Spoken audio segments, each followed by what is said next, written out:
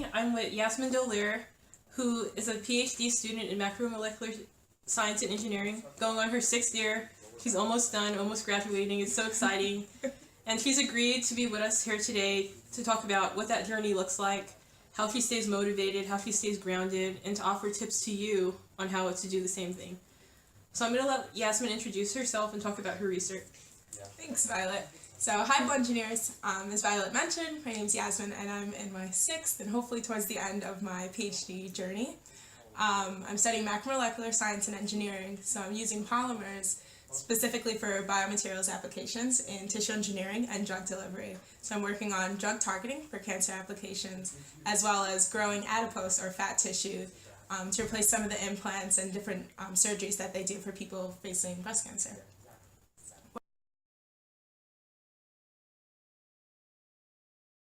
Wow, okay, Yasmine, that seems like really specific and really impactful research. I'm helping breast cancer patients and whatnot.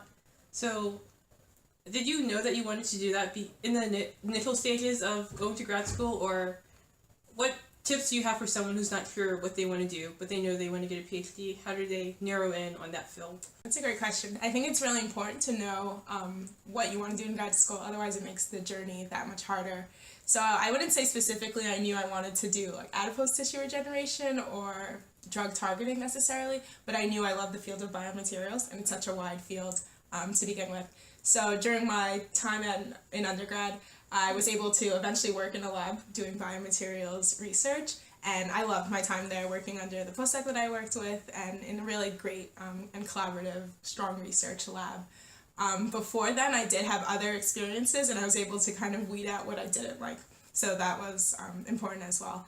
I think when choosing a graduate school, it's more important to focus on the professors that you could see yourself working with. It's important to choose a university that has a couple options that you could see, like people or professors whose labs you could see yourself in case there are any issues that happen with funding, or if a professor decides to move and such.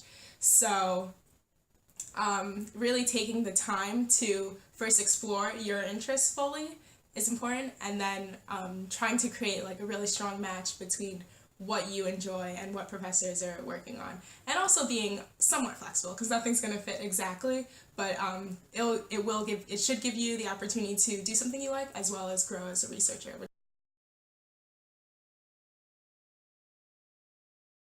So I know for me as a first-year PhD student, a lot of the stereotypes I heard about grad school are being fulfilled. It's very time-intensive. You have to have good time management skills.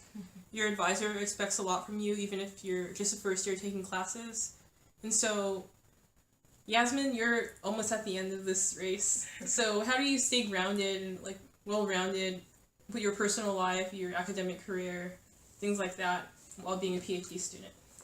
So it is really challenging at times, but I think it's important to remember your priorities. So your number one priority is you're here as a graduate student to do research and classes. So I think starting as a first year, you could talk with your advisor and really establish like how much they want you to commit to class, how much they want you to start delving into research. And eventually research takes over completely from classes, and you're no longer taking classes. So that's important to set up first and really learn how to balance your schedule, your time in lab.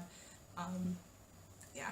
I think staying well-rounded really depends on the communities that you surround yourself here. So it's important to take time to build that camaraderie with your lab mates, I think, because it does make a difference of how you'll work in the lab, inside and outside of the lab. And really just finding, what's important to you and really trying to stick to a good schedule. So I enjoy working out, so I'll try to work out a couple times a week, get that in. I was able to join a group on campus, or start a group on campus doing capoeira, Brazilian martial arts. That was like really different from research, obviously. And although I don't get to train as much now, that was really important during my earlier years in graduate school. And just finding those communities that are important to you. So whether that be a minority science and engineering group, like I'm involved in here, or now you're involved in, if you really enjoy volunteering, finding those opportunities. So I really enjoy mentoring. So I have a little sister through the Big Brother Big Sister program, and I really value my time with her and set that apart from set it into my schedule. And we like to volunteer, so we set up time to do different volunteering activities, do different outreach. That's been really fun to do. So to teach other students about polymers, especially younger students, because they don't necessarily get to learn about polymers so young. And then, as well as finding if your faith is important to you, finding, that ground, that community to ground you, and just that group of friends that knows what you're going through and that you can decompress with. Outside of research, so whether that be like your strong group of Black women or whatever you really enjoy doing, whatever activity you like to get involved in. Wow. So, hope you guys are taking notes. This is good advice.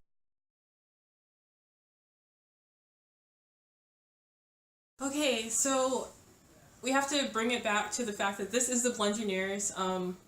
We are women getting our PhDs in science and engineering. And at the same time, we're also Black women, and that makes our journeys a little bit different. I feel a lot bit different than a lot of other people's. And so, Yasmine, I'm wondering, what challenges have you encountered as a Blengineer in macromolecular science and engineering? And how do you deal with those challenges?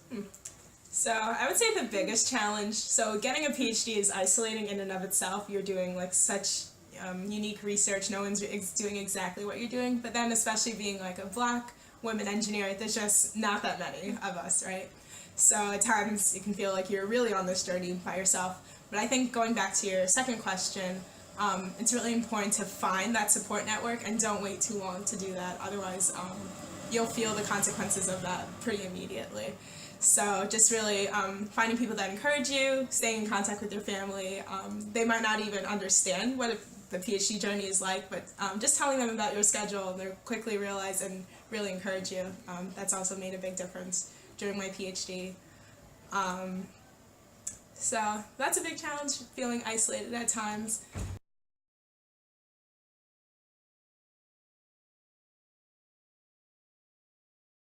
A lot of times, from what I hear, the options for PhD students after graduating are really extensive. You could become a professor, you could go into industry, working for a startup. You could... Government. What's that? Government positions. Government positions, national labs. Mm-hmm. There's a whole slew of things out there. Sometimes non-traditional things like entrepreneurship. Yeah. So where do you see yourself in the future? Where do you see your career going in, say, the next 5 to 10 years from now?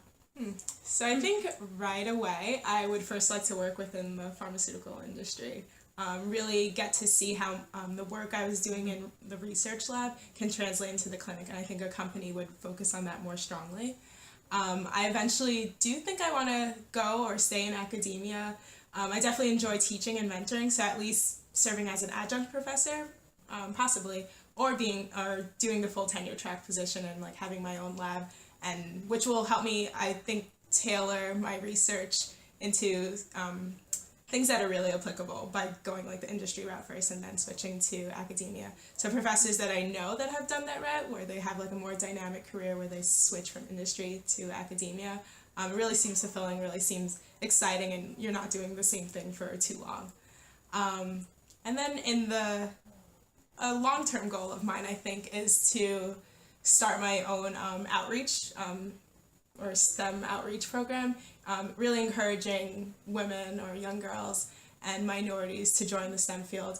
It's something I wish I had the time to do during graduate school, but unfortunately I didn't feel like I had the time to. So either joining an organization that's already started that matches my mission or goals, or starting one of my own. So we'll see. Those are very ambitious goals. Well, that is the conclusion of our interview with Yasmine. We're really glad that she was here today to share her experience and her wisdom of the PhD. So, Yasmine, any last minute remarks before we close off? Sure. I think I would leave with some encouragement for other students, especially if you're still at the undergraduate level, to consider pursuing a higher degree, whether that be the master's, but especially the PhD. There's great value in the PhD. You're attaining the highest degree possible, and you can do anything pretty much after that with it. There's definitely a lot of research that still needs to be done in a number of fields. So as long as you have a strong interest in something, it might seem intimidating and daunting, and at times it is, but I think it's really important, especially to encourage more minorities and women to get graduate STEM degrees. because these are also the future professors. This is how you change the shape of like academia in the future. So yeah, it's really important that you see faces of this skin shade doing this and giving back to the community, and then being that example for generations to come and for people who want to achieve the same goals but don't really see it as feasible or can't imagine themselves in that position. So yeah, great. Thank you. no problem. I'm glad you came. All right, until next time, bye.